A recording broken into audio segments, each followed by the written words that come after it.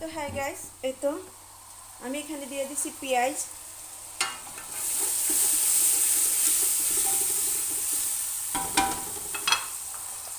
তো এখানে কিছু এলাচি, দারচিনি, তেজপাতা দিয়ে দিচ্ছি।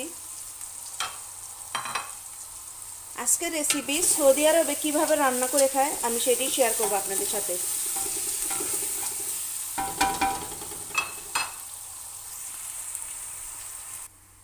তো হাই গাইস, এই যে মাংসটা এটা সাদা সাদা হবে, যার জন্য আমি মশলা বেশি না, এখানে ম্যাগি মশলা, গোলমরিচ, সাদা গোলমরিচ আর লবণ আর একটু বিরিয়ানির মশলা। তো এখন আমার পেঁয়াজটা হয়ে গেছে, আমি একে একে দিয়ে দিব। এগুলো চর্বি, বাংলা সাবানের মতন চর্বি।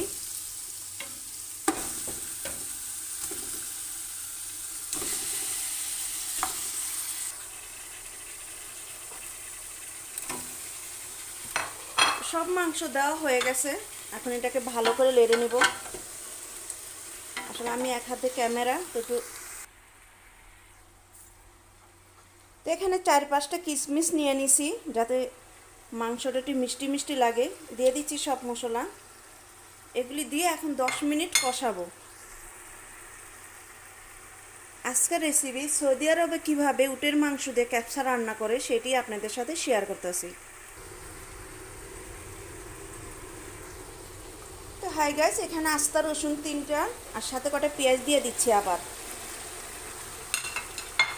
মাংস 5 মিনিট কষাইছি, আরও 5 মিনিট কষানো হবে।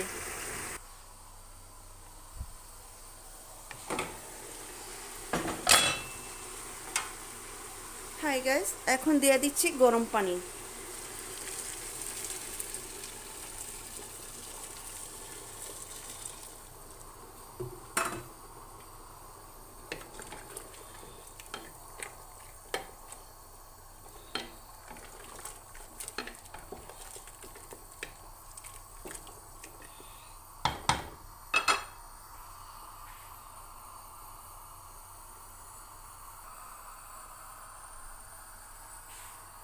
এই দেখেন আমার মাংসের কালার।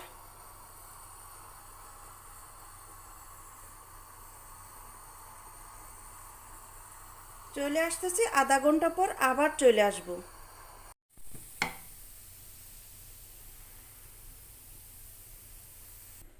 তো হাই গাইস, এই যে খাবারটা করছি এটা ভাতের উপরে দিব।